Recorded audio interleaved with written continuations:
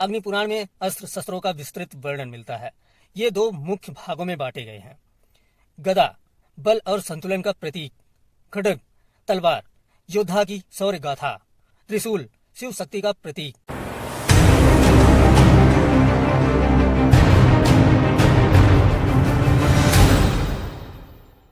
भारत की प्राचीन परंपराओं में युद्ध केवल शक्ति का प्रदर्शन नहीं था, वह एक कला थी, एक साधना थी और इस युद्ध कला की आत्मा थी।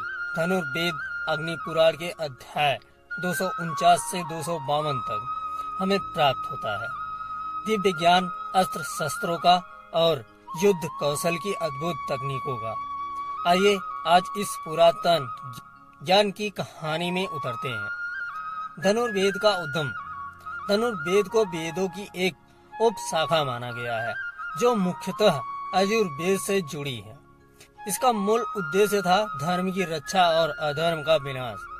अग्नि पुराण के अनुसार धनुर्वेद 4 प्रमुख उपवेदों में से एक है।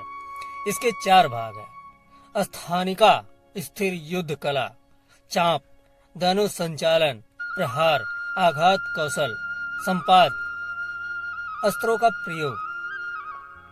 यह केवल भौतिक अस्त्रों की चर्चा नहीं करता, बल्कि मानसिक स्थिरता, ध्यान और आत्म नियंत्रण पर भी विशेष बल देता है।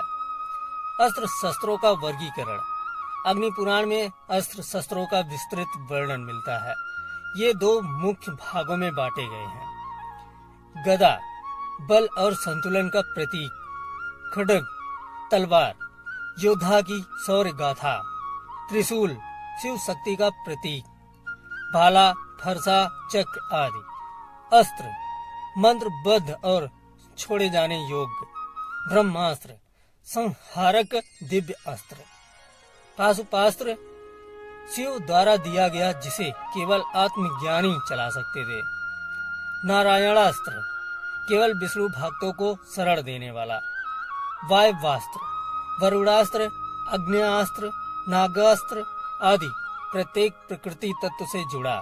इन अस्त्रों का प्रयोग मंत्रों, साधना और तपस्या द्वारा ही संभव था। यह कोई साधारण कौशल नहीं था, यह दिव्यता और संयम का मिश्रण था। युद्ध कौशल की तकनीकें। अग्नि पुराण में युद्ध की अनेक तकनीकों का वर्णन मिलता है जो सैनिकों को प्रशिक्षित करने हेतु उपयोगी थी। युद्ध के प्रकार।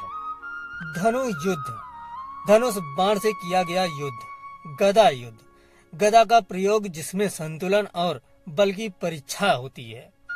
मल युद्ध, शरीर से किया गया युद्ध, आज के कुश्ती जैसा। रथ युद्ध, अश्व युद्ध, हाथी युद्ध, वाहन आधारित युद्ध। व्यूह रचना।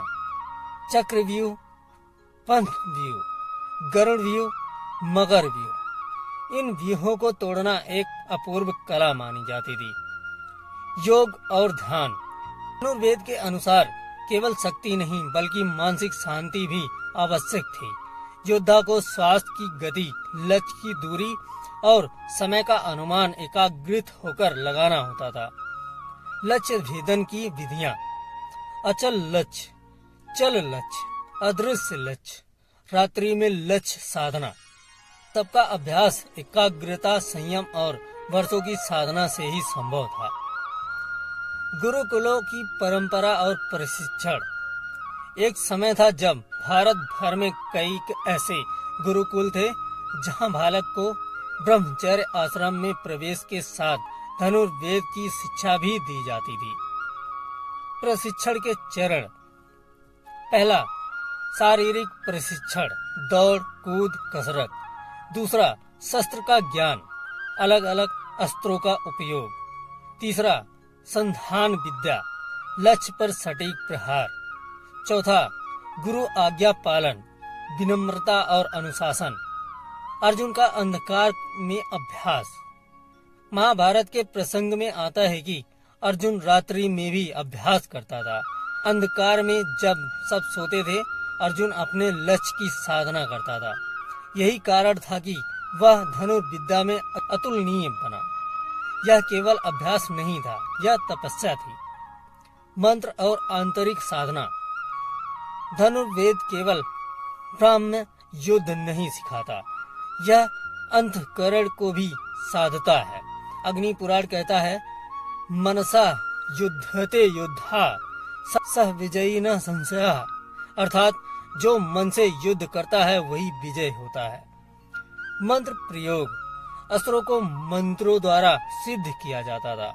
गुरु दीक्षा के बिना ये मंत्र निष्फल होते। ब्रह्मास्त्र जैसे अस्त्र केवल उच्च स्तर की साधना और संयम से चलते थे। शब्द, भाव और संकल्प, ये तीनों अस्त्र के संचालन में निर्णायक भूमिका निभाते थे। धनुर्वेद केवल एक युद्ध शास्त्र नहीं, यह आत्मज्ञान, अनुशासन और नीति का भी मार्ग है। अग्नि पुराण हमें सिखाता है कि अस्त्र शस्त्रों की शक्ति तभी सार्थक है जब उसका प्रयोग धर्म के लिए हो। आज जब हम आधुनिक तकनीकों की ओर बढ़ते हैं तब भी यह ज्ञान हमें संयम, सेवा और समर्पण की प्रेरणा देता है। इसलिए अग्नि पुराण के यह अभ्यास 249 से 252 केवल इतिहास नहीं, एक जीवन दर्शन है। अगर आपको यह पौराणिक युद्ध कला की कहानी पसंद आई हो तो चैनल को जरूर सब्सक्राइब करें। Thank you.